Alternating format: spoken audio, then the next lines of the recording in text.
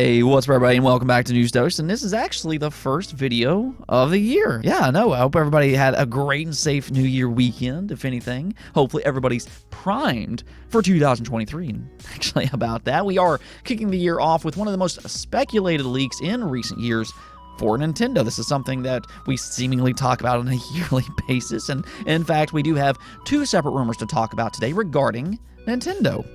And I'll just go and say this. If you're a big fan of the Gamecube, you're probably going to like what you hear today. I know I personally do, but we'll just go and get into that today, as well as a big first-party Xbox game. Reports are starting to point to a possible release date for one of their biggest known releases for 2023. You have to remember, this is supposed to be that big year for Xbox, and this would be a pretty good start to the year if this does turn out to be the case. Let's just go and jump right into our first topic of the day, though, being about Silent Hill: The Short Message. If you recall, you might have heard about the short message in a rating last year by Korea, but interestingly enough, even after Konami held their own Silent Hill event with multiple game announcements, finally right, but they never actually announced a title by this name. So what exactly is up with this title? Does it exist? Is it a mobile title? Is it just a code name and it was actually one of these other games? Or is it something else completely? Well, according to another rating that's recently been discovered, this time in Taiwan, we do now at least know one platform that's planned for being the PlayStation 5. Now, whether it's exclusive or not, that kind of remains to be seen, but for the time being, it's the only platform listed in this particular rating. Truthfully though, I wouldn't really necessarily be surprised if Sony did lock down this in some shape or form based on some different things that we're hearing about Konami, and also Sony has been very, very aggressive this generation in locking down third-party content, so I don't think that that would necessarily be surprising. But it's still important to keep in mind that nothing is official quite yet. However, we did actually get some more concrete details about this game because the rating was also updated with a game description and also an official artwork out of all things. I will have a link in the description below if you're interested in that, but let's just go and take a look at the description, which reads, Anita came to an abandoned apartment in order to meet her friend Maya and somehow woke up to find herself trapped in it. She must escape her own fears and the monsters lurking in the corridors, discover the truth behind the events she's trapped in, and try to escape before her own trauma consumes her will to survive. So the premise, I think, sounds interesting on paper, and if anything, you Silent Hill fans that's been waiting for such a long time, a very, very, very long time, this is just yet another exciting piece of the puzzle here. Now, there is some speculation that this might be some type of PT-like demo rather than just a full-blown game, but if that is the case here, really, we could end up seeing an announcement and a release date anytime now. Next up, the Final Fantasy VII Remake producer Yoshinori Kitase is teasing yet another big project beyond Final Fantasy VII Rebirth. Of course, we all know he's working on that game that is planned to release in late 2023 or maybe early 2024. But in his New Year 2023 greeting posted up on the official Final Fantasy website, check out what he had to say here.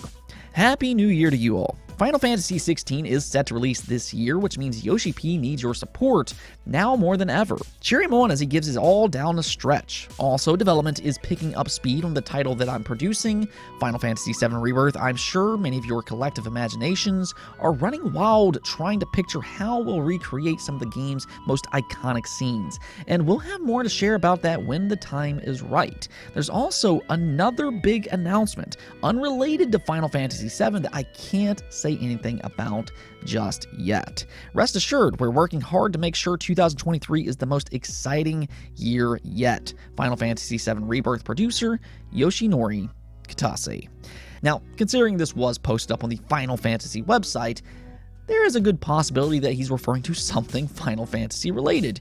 And well, there's actually a slight chance that we already have a good idea as to what he's teasing here. And this all goes back to the leak that just keeps on giving. The NVIDIA GeForce leak from 2021.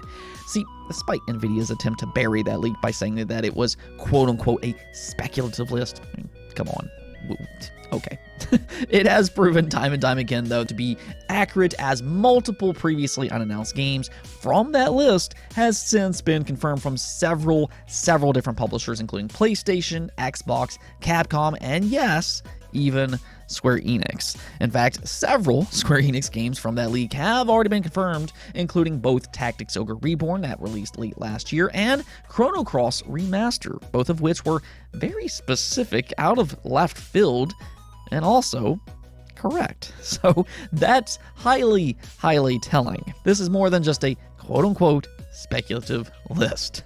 Well, that right there, though, is kind of the thing here, because there are two other games on this list that fans have had an eye on pretty much ever since. One being a Final Fantasy Tactics Remaster, being one of the all-time greats in the tactics genre, and then the other being Final Fantasy IX Remake. Now, I think a Final Fantasy Remaster makes a ton of sense, considering they just did that with Tactics Ogre Reborn. I imagine they'll probably do something very similar with Final Fantasy Tactics, give us some quality of life improvements, complete voice acting, and all that type of stuff. I think a lot of fans would be absolutely thrilled about all of that. But as for Final Fantasy IX Remake, this might be more in line with what they're doing with 7 Remake.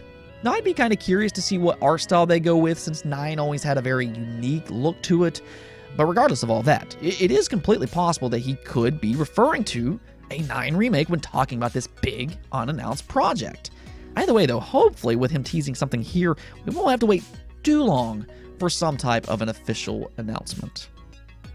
Alright, so we do have some Nintendo leaks and rumors to talk about today. If you remember right, a few weeks ago I said that we'll likely start to hear about these Nintendo leaks sometime in January, and apparently that was day number 1 of 2023.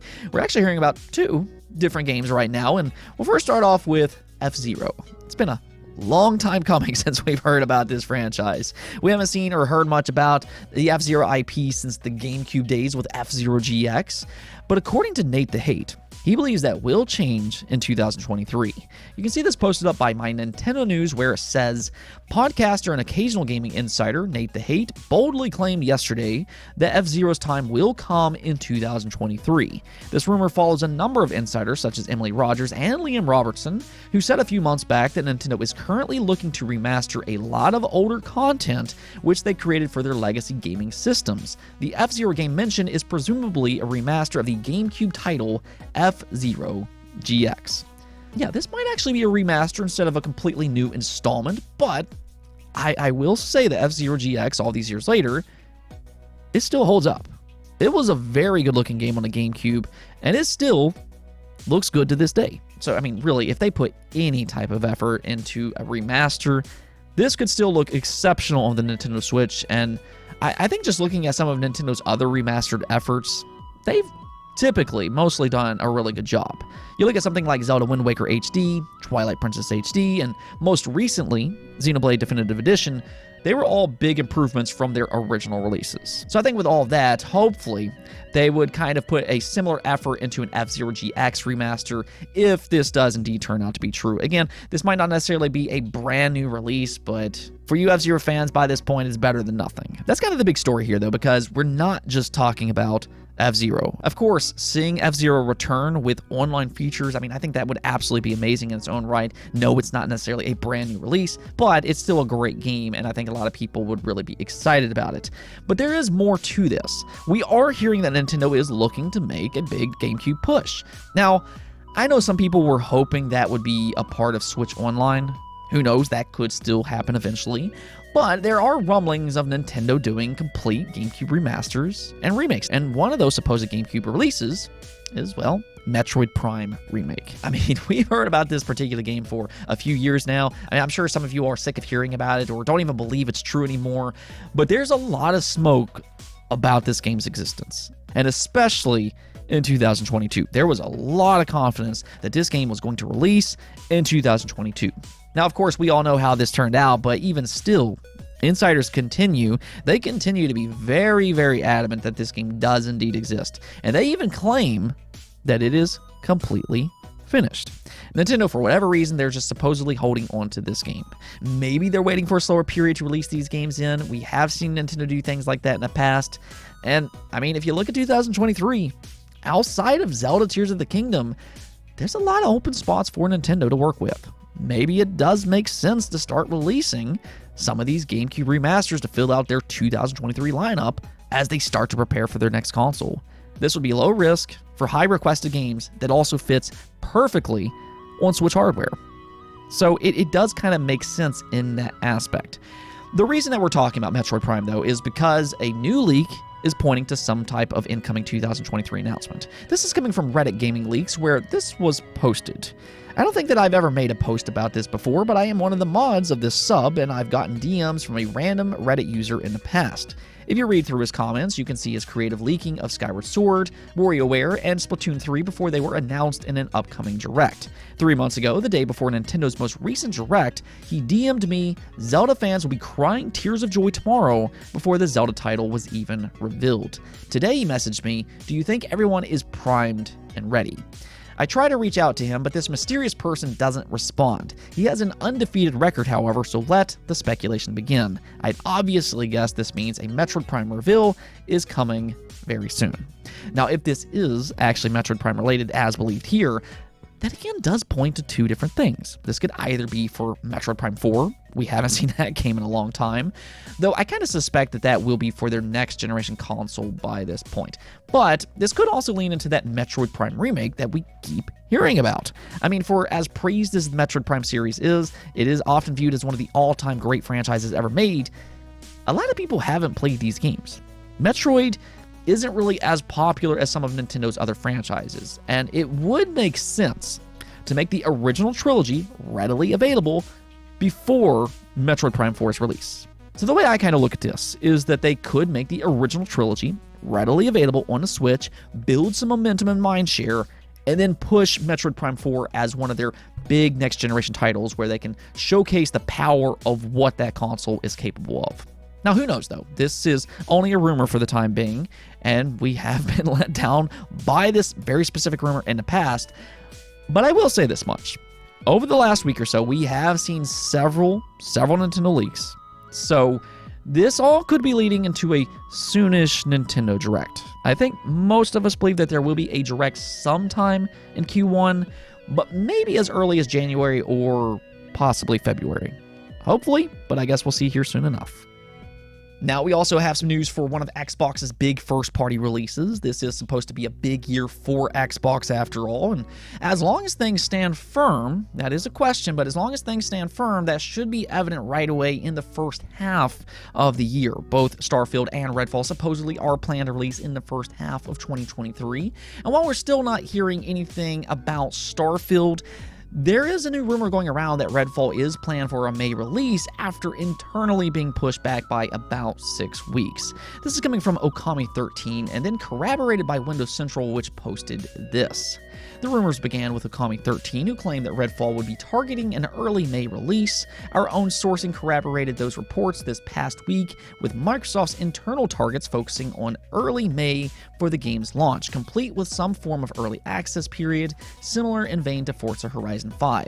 Forza Horizon 5 sported a premium edition which granted a few days of early access to the game, and if things go to plan, Redfall will be getting the same treatment. So this rumor is starting to look legitimate after all. Windows Central in the past have proven to be good when it comes to Xbox leaks, and according to them, this apparently even includes some type of early access period. This, however, could be one of the games for Xbox, though, that really kicks things off for them this generation. We are starting to pivot into a point where we start to see their acquisitions pay off more, including with Bethesda. I mean, if you think about it, just for the first half of the year alone, and this is without any other announcements, as long as things go planned as we currently know, Bethesda could end up releasing 3 AAA first-party games for Xbox in the first half of 2023. You have Redfall, which I think looks absolutely fantastic. This game is coming from Arcane, which, you know, they've worked on Prey, they've worked on Dishonored, they've worked on Deathloop. They've proven time and time again they know how to make good games, and while this one is a little bit different, kind of prioritizing its cooperative playstyle, but the developers have been very adamant that this plays like their other games, and you can play completely solo with that just immersive single-player experience. However, it is slated for a May release, but then you also have Ghostwire Tokyo. Its PlayStation-timed exclusivity should end this March, and then on top of that, you have Starfield, which very well might be their biggest release this generation thus far. In fact, it's just one of the biggest releases for 2023 in general. Now, I have seen some speculation that Starfield could be pushed back and be their big big holiday release. But even then, right now, 2023 is shaping up to be that big year for Xbox that they need. I think right now, though, they just need to kind of confirm some of this information, because most of this is just based off of speculation and some very loose release windows.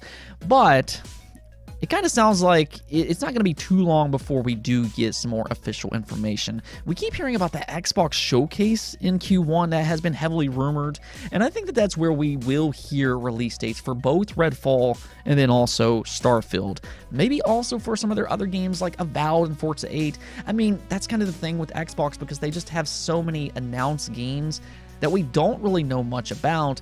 And then supposedly they also have a lot of unannounced games that we don't know about either. So it'd be nice to get some more official information sometime here soon, hopefully in that rumored Xbox Showcase.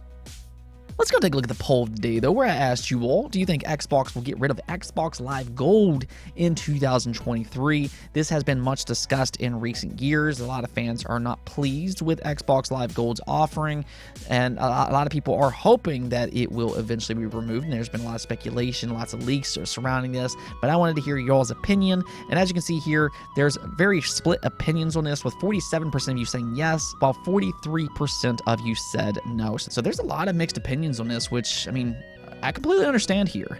I think on one side, you look at Xbox Live Gold and you realize there's problems, specifically when it comes to games with gold.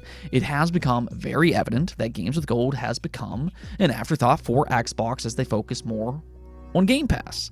So essentially, the main attraction for Xbox Live Gold is solely its online multiplayer. Now, to be fair, that is what Xbox Live Gold was originally created for in the first place, and then Games with Gold eventually came later as an extra incentive to counter PlayStation Plus's monthly game offerings. But still, there are a lot of fans out there that aren't happy with this service, rightfully so, I think. And the hope is that it will eventually be phased out in favor of Xbox Game Pass. As I've mentioned before, though, I am in the 43% here that believes that they won't phase Xbox Live Gold out anytime soon, or at least I don't think that they'll make online multiplayer free. I mean, I'd love if they would. That would be absolutely amazing for us consumers. But right now, Xbox Live Gold acts as their entry subscription for online gaming, and there are a lot of people that will subscribe to something like that for that service alone. In other words, as a business decision, I don't see Microsoft making online gaming free when they've proven they can make money on it pretty much since the inception of Xbox. Even PlayStation and Nintendo charges for online multiplayer now. So what I think could happen is what Jacob Slivka said in the comments. They say, I have the distinct notion that the reported ad-based tier for Game Pass could be the option Xbox uses to replace Xbox Live Gold. The new tier would offer online play, some Game Pass games, but not release date games, with ads placed during non-critical game times. It would maintain the same revenue and allow for online play while being under the Game Pass name. That is actually a great observation that didn't occur to me. I think you might actually be onto something here. Xbox Live Gold may be rebranded under the Game Pass name with that ad-based tier that we previously heard about. That just makes perfect sense now that you say that. That's where gamers not only will pay for online gaming, but then instead of games with gold, they'll get an ad-based Game Pass, which could also be enticing for players to maybe jump into a more expensive tier if that's something that they want. So you might have actually figured it out, and you also changed my stance on this. Xbox Live Gold, I think, will be phased out. But, like I've said before, I don't think multiplayer will be free. Instead, I'm with you here. It'll just be this new rebranded Xbox Game Pass tier. Anyways, though, that's it for this episode. But if you liked the video, don't forget to bell notification and subscribe button for more content just like this. Also, if you'd like to support the channel through Patreon, thank you for making this content possible. Peace out.